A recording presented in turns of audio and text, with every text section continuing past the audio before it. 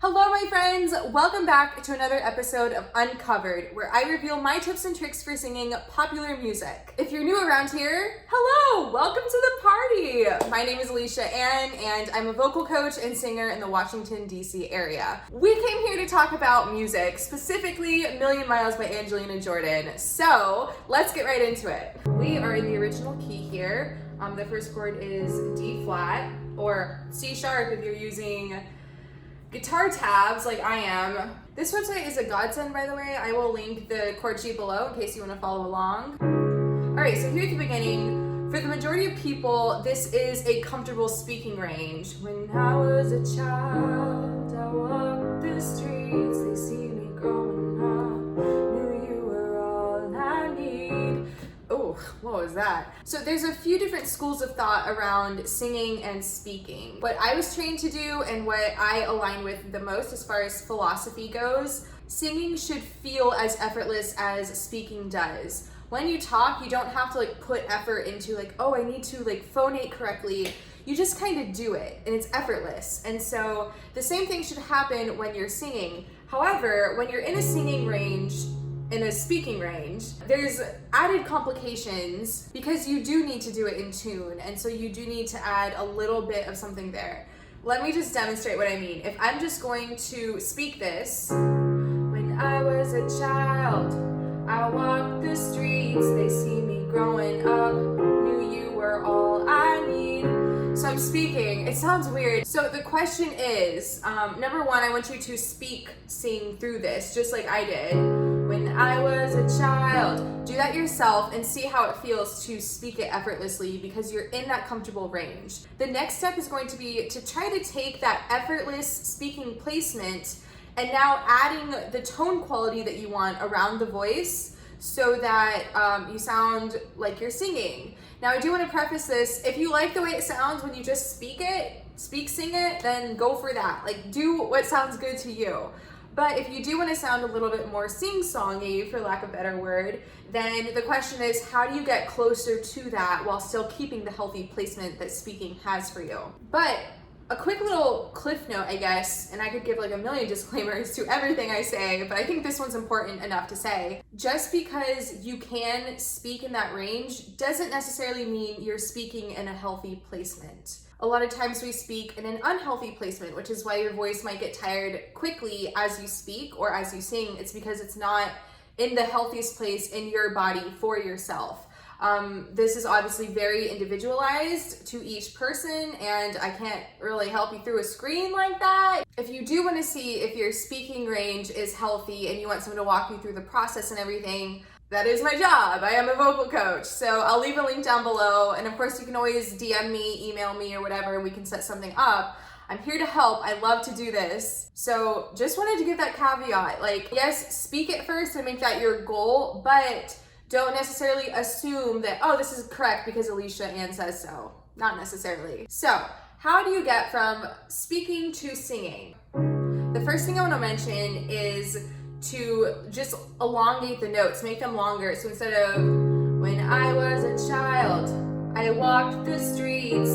Now instead I'm gonna make the notes longer and center in on the actual note and not just letting it fall the way you do when you speak. When I was a child, I walked the streets, they see me growing up, knew you were all I need. It'd help if I played the right notes, right? But you get the idea. You're just making the notes longer and you're centering in on a pitch, but you're still in your speaking range. Now, to take that to the next level of adding more nuance, what you want to do is to add vibrato, scoops, slides, things that are stylistically, sometimes you don't even think about it, or when you're listening to it, you're like, oh, that was a great scoop that she just did. It's just kind of natural in our voices. We just know these things intuitively. So the next step is going to be adding those. I'll point out a few of them as I sing it. So, when I was a child, I do vibrato on that note. I walked the streets, so streets. The two notes are streets, but I'm doing a slide between them. This is the principal note and I'm sliding down to that one. I walked the streets, they see me growing up. And then I do a glottal on growing up, knew you were do a, what is that, a grace note, I guess? Knew you were all I need. Wow, my hands cannot agree on a chord. Knew you were all I, so I milk ah, and I spread it ah instead of like I need, and I fall off that one, I slide off it, I guess. I see him in myself, you do a little like, again, a grace note there. Myself through all is another glottal stop. I don't think I've explained glottal stops. What a glottal stop is, basically, so you have two vocal folds and they vibrate together to make noise. Most of the time when you sing, you want to start with it apart because you're starting it with the breath support, and so the breath is what gets them moving. With the glottal stop, you're going to start with your vocal folds together. Ah, instead of I. It's hard to describe because they're moving a million miles an hour, you know, it's like the, on a guitar string, you know, like you pluck it once and it goes really fast back and forth. That's what these guys are doing inside you. So without the glottal stop, it would be, I see him in myself through all the years. But with the glottal stop, it's, I see him in myself through all the years. It's like he's, I do it again on the like he's in my, and then my. Now this is gonna be difficult for a lot of people. It's difficult for me too, doing that short, teeny, micro, super duper tiny run of 3 notes. My tears, my. The reason this is hard, if you're finding it difficult in your voice, is because, again, this is where we speak and your voice is not used to like maneuvering that quickly in there. So it's something you will have to practice. My tears. And then we arrive at the pre-chorus. So this is my favorite part to sing because we're getting into a comfortable middle range. I think what he's giving me, the smiles and the memories. So in general, all of my vowels are starting in the back. Miles and the memories. It's not miles and the memories. I'm not covering it. So as you sing this, you also want to make sure your zygomatic arches, which are right in here, you want to have those raised. So think like make your eyes wide, and then also, it's also called your inner smile. So you want to smile a little bit when you practice it. Obviously with this song, you can choose if you want to smile or not. I think it's sometimes appropriate, maybe sometimes not. Depends on your interpretation and where you're feeling it toward the loved one that you've lost. We can talk about interpretation later, but for this section, technically, you want to get everything up and open so that it doesn't sound like miles and no memories, like you don't want anything squished or constrained or anything like that. So open, wide, happy, get those up, and you'll have a lot easier time singing this. Another exercise that you can try with this pre-chorus is think about you're not yelling, but you are projecting speaking to someone who's farther away from you. I think what he's given me, the smiles and the memories, everything's more elevated. And I tell this to my students all the time. If you're singing very constrained into yourself, I think what he's given me, it's hard for all the resonating chambers in here to do their job if you're not allowing the sound to get through them. So open things up, don't be afraid to project, especially when you're practicing, because that's what will train the voice to really come out when you need to use it. And for me, like I said, the vowels start in the back of the mouth.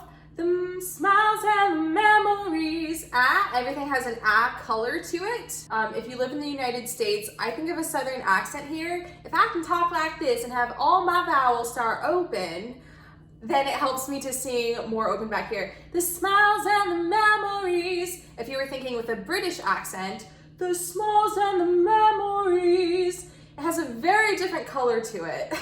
Smiles and memories, but now he's not here to hold my hand. So I want to talk real quick about like the nuance thingies that you might be hearing that she does, and how you want to interpret those yourself. Smiles and memories, but now he's not here to hold that hold. I love that little turn. But you don't want to give it away too often. And this is a problem that I run into as a singer. If I love something, I want to give it to you every single time it comes up. But it becomes stale if you do that. So you want to use them sparingly and use them when you want to emphasize something. This is the first pre-chorus. So I want to save that technique for later in the song when I want to emphasize that word a little bit more after we picked up some steam. Now he's not here to hold my hand. And so that's another nuance thing I want to talk about. Hand. So you hold the vowel hand and you close nd of hand, hand on a lower note. That's also a nuance saying that you don't want to give away every single time. And this is something you probably don't even realize is happening. It's very innate for us as singers to just do. There's this one song I coach for people, Hallelujah. You know I heard there was a secret chord that David played and pleased the Lord. That song, I know you know it. Hallelujah. You fall off there and then hallelujah.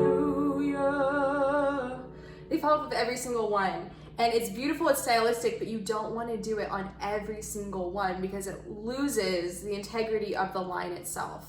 So same thing applies here. You don't want to fall off of hand too much. And now I'm in a different key now. Oh my goodness.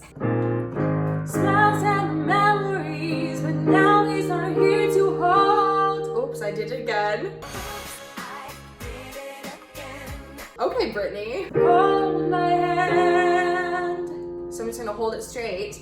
Hand. In the light of the blue skies, I'm not alone. I really milk the word I'm, and I push my chest voice kind of to its limit. So I'm gonna overdo it so you can kind of hear what I'm getting at. The light of the blue skies, I'm not alone to fight. So I'm leaning into it as much as I can, and I'm spreading it to is really the vowel I'm singing, which would make every classical voice teacher roll in their graves. But this is not opera, so I think it's appropriate, at least for a pop song. I'm not alone to fight, I'll never regret what I do. A real quick note here, I'll never regret what I do. Never regret what I do. We're playing with just a few notes here, and because the vowels are different, the word, like the way you form the words with your mouth is very different. Innately, the pitch is going to change, so you need to be conscious and even practice with those notes. If you have a piano with you or like a piano app that you can sing along to, it's G sharp, G, F. I'll never regret what I do. And on a D sharp, E flat. But drill those notes so that they're centered even as the vowels change and you can still be in tune. We all like to be in tune, right? And now we arrive at the chorus. So, the flip into the head voice. Let's talk about it. And if you're not sure what I'm talking about, here it is. We're a million now. It gets soft, it gets lighter, more airy. I'm flipping into my I'm flipping into my head voice. Why do I get those two words so mixed up? Your head voice is what you're flipping into. We're a million miles apart. Now this is going to be very specific for each person and like what feels good in your voice. So I can tell you like flip here and then flip back here and then make this strong and then back off on this. But at the end of the day, if that doesn't work for your voice, don't do it. Like you want to sound your best on this song. You want to give it your own interpretations.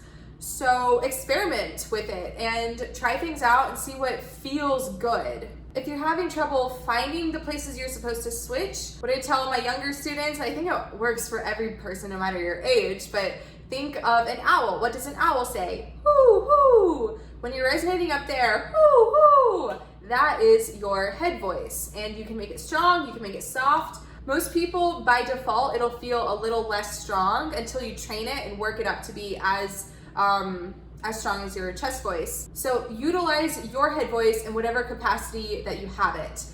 If you want to achieve the, for lack of a better word, unsupported sound, that's exactly what it is. You're not supporting it fully with the breath, so it's not fully phonated. And I've talked about this a lot in my past uncovers. We call this singing off the body because you're not supporting it with your breath in your body. That does not make any sense, does it? you're singing from here up instead of, you know, with your whole body, which you're supposed to do, and what you do without realizing it most of the time. We're a million miles, and I switch back there, do what's best for you, miles apart. So on the word apart, I am fully in my head voice, but I do the first part supported, and on the second part I unsupported.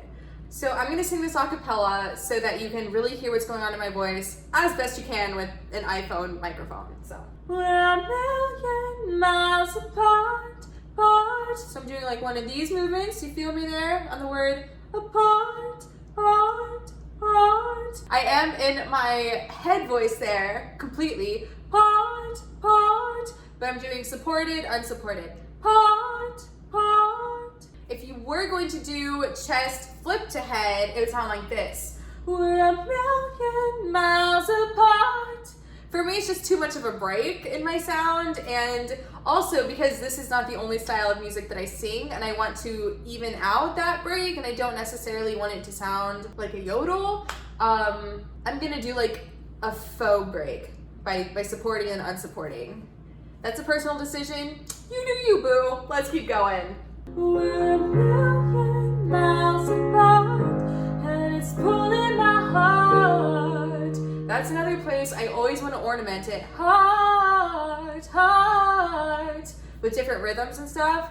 But you know my rule, you don't want to give it all away all the time, even though you love it. So I'm going to hold back there and just do it straight normal. And it's pulling my heart like an empty bottle to be thrown. So on the word empty, I'm gonna slide, schmooze off of it. Like an empty bottle to be thrown. I can't. And you're gonna flip into your head voice. Make it stop.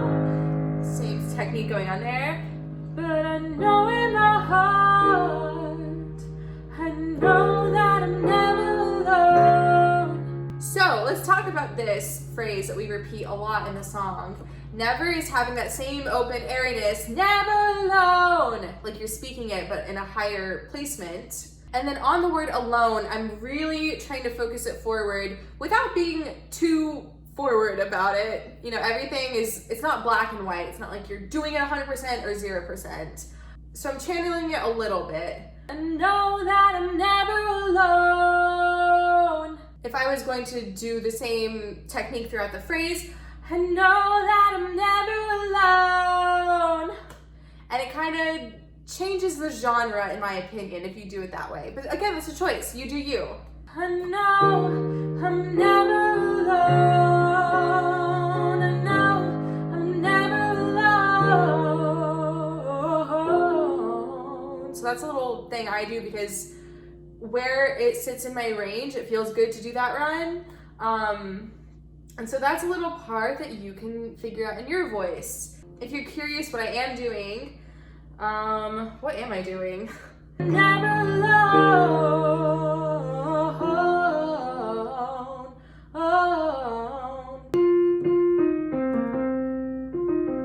I'll pop the notes up on the screen of what I'm singing there. Alone. And that segues us into verse 2. He said, I'm watching you. So with the whole second verse, to keep things interesting to the ear, you don't want to do this exact same things that you do in the first verse. So to change things up a little bit, I'm focusing my sound a lot more forward. I'm having it resonate kind of in the nasal cavities now that I'm thinking about it. And it just gives it a little bit more zing, like, yeah, it has that quality to it. That's a warm-up that vocalists uses a lot, yeah, like, yeah, yeah, yeah, yeah, yeah. Yeah, yeah, yeah, yeah, yeah. So you can take that with you if you want to use it. It really helps to brighten up the sound, especially in a low register. In my voice, that's a low register, like that. He said, I'm watching. Help if I sing in tune, right? He said, I'm watching you from. So I'm really resonating in here, and I'm jumping on the word from. I'm jumping from consonant to consonant. I'm really skipping over the vowel in that word. He said, I'm watching you from the moon. I'm overdoing it to show you my point. I'm everywhere, see everything you do. I don't recall if she does this or if I made this up, but the do, it just gets you to the next note that you're singing. I can't see you. But again, I'm really giving it that yeah sound to make this cut through and sound different, a little bit more vibrant compared to the first verse. And again, this is just my voice. This is what I know how to do with it and what works for me. Maybe you want to darken it and really sing in the mouth here and like in the chest, like down below. So if I was going to get out of the vibrant, bright spot and do it more resonating lower, it would sound like this. He said, I'm watching you from the moon, I'm everywhere. It's really hard for me to do it in my voice. I hope I'm getting the point across. See everything you do, I can't see you, but I know you're here, it's like you're... I forget what she does there. I know what I do there. I go up with it because that is what sounds better in my voice, my middle upper register. It's like you're in my tears. Again, I'll pop the notes up on the screen of what I sing there in case you want to do it in your cover. It's like you're in my tears.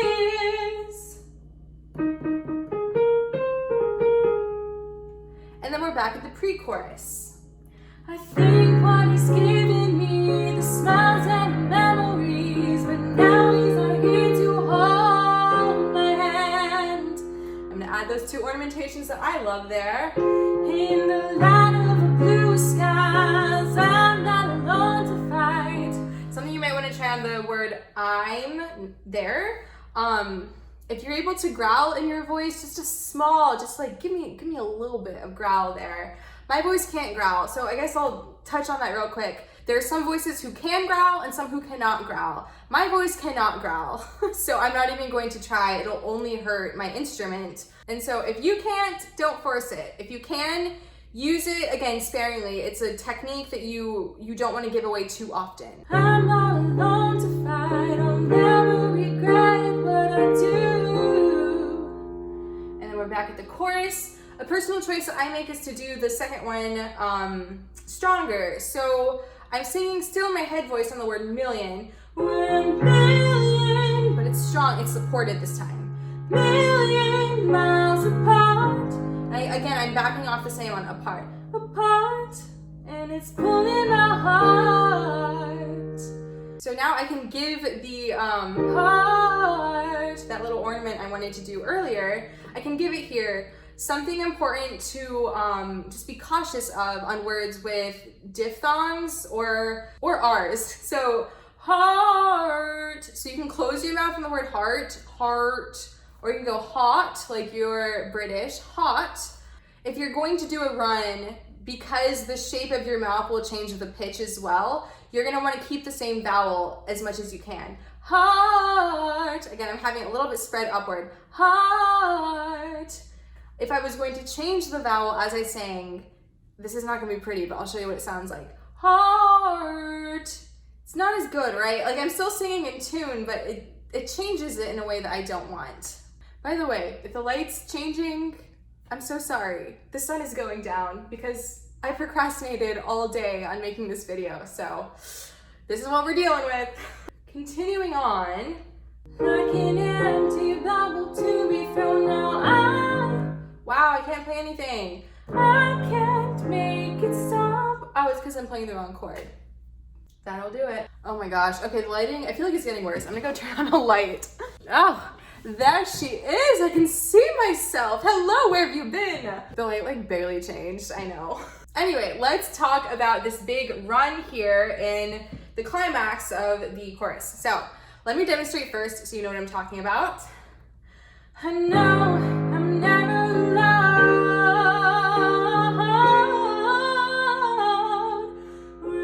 And then you keep going. So let me tell you a little secret about what I'm doing here. I know there are people, at least in my life, who, what I'm about to say, they would be ashamed to have to say this is what I'm doing because of my vocal limitations. I am so grateful for my voice and exactly what it is, including its limitations. And I'm not saying it's the best voice in the world, but it's my voice. And so I want to utilize it for what it is, not what the quote unquote right way it's supposed to be. Or like what the world expects it to be, like what's ideal in a voice. I just want it to be, like, my voice is an extension of myself, and I just want to be myself. And so with that disclaimer kind of out of the way, I am flipping voices there. I'm flipping into my head voice because my chest voice cannot support that weight up there. And because I'm flipping, I want to utilize the fact that I have more notes up there in my head voice, and so I can move it faster as well. So I'll show you exactly where I'm flipping. I know I'm never alone. If I brought her there. Alone. Right here. Alone. And so on that third note, alone. As you can hear, it's a lot more resonant, a lot more full when I do switch. If I don't switch, ooh, let's see what this sounds like. I know I'm never alone. It's just not what I want. And it's not as pretty, right? Like, I'm technically doing the things that people are like, oh yes, she's in her chest voice. But it doesn't feel good, you know? Like, I would rather sing in my head voice. So that's what I do, and I utilize the notes up there that I have going on as well. I know I'm never alone.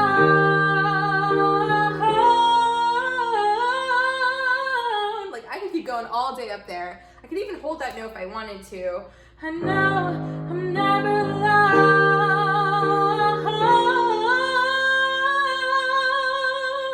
You can do whatever you want. Like, do what makes your voice sound good.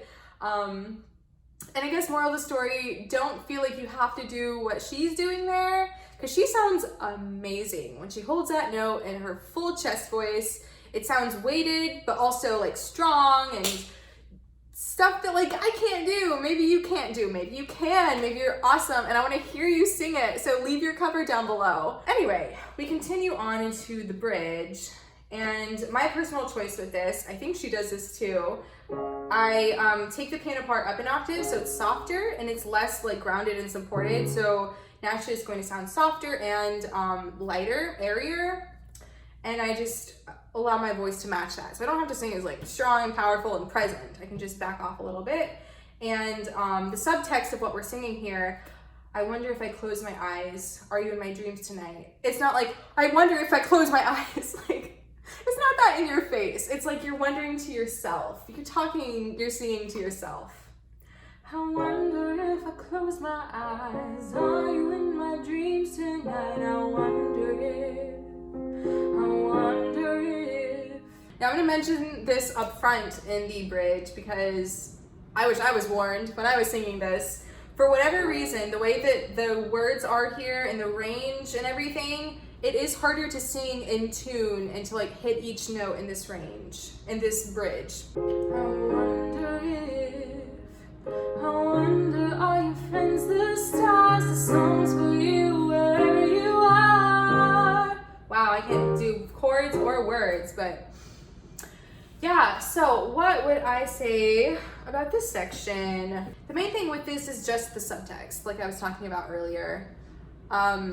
Off the top of my head, I can't think of anything that I would say about the bridge, but if you have questions about it, leave it below. I'm happy to answer. And then we are back at the chorus, which we've talked about before. So yeah, overall, I think this song is very achievable for most people. Someone commented on my cover of this song, I'll link it, and they asked me if this is a hard song for me to cover. And the answer was no. Like, this isn't a difficult song to sing. It's in a very achievable range. There's nothing crazy going on vocally or with the mouth or diction. It's all very achievable, but you can find challenges in every song that you sing. Mary Had a Little Lamb. I could do a breakdown on Mary Had a Little Lamb, and we could talk about how to sing that song to the best of our ability. And so there's kind of two different conversations going in parallel here. No, it's not a hard song, but then also it's done by a phenomenal singer that might intimidate someone else from not wanting to sing because of the comparison trap. And I mean, we all fall into it. I mentioned this in my cover. I was terrified to post that because of how other people would compare me, and it did happen. But at the end of the day, that's not what this is about. Like, that's not why I post covers. And those people can compare, but I think Angelina Jordan herself would, she would want us to sing her songs and give them to the world, help people to hear them more, even if it's not coming from her, even if we're the ones inspired by it and going forward and singing it. So that's what I encourage you to do. I encourage you to sing this even if you're afraid, or because you're afraid. That was the reason I did it. I did it because I was afraid. Nothing bad can come out of it, you know? Like, it doesn't make you a worse singer because you sang this song by an incredible person. And it's a great song too, you know? So if you're feeling up for it, I would love to hear your guys' covers. Leave them down below in links and comments and stuff. Even if you don't consider yourself a singer, like, sing along to the recording if you have to, but using your voice is the important thing, not about how good or bad you sound, which are terrible words to describe music in general because it's so subjective. But anyway, I'm getting off on a huge tangent with that. I think that pretty much sums it up for this song. I hope that something in this was valuable, and I hope that you feel inspired and empowered to make your own cover despite the comparison trap. If you do have any other questions about this song, leave them down below. I'll be happy to answer either in a comment, or if it's like a vocal technique thing, we can either get on a Zoom call together, or I can address it in a future video. Yeah, I love connecting with you guys, and I love your comments, your questions, so keep them coming. So that is going to be it for this video. Thank you so much for watching. Share this with a friend if you think it might help them. And yeah, I look forward to seeing you guys in the next one. What was that? I don't know. Let me do a normal wave. Goodbye. Unsubscribe. Okay, bye.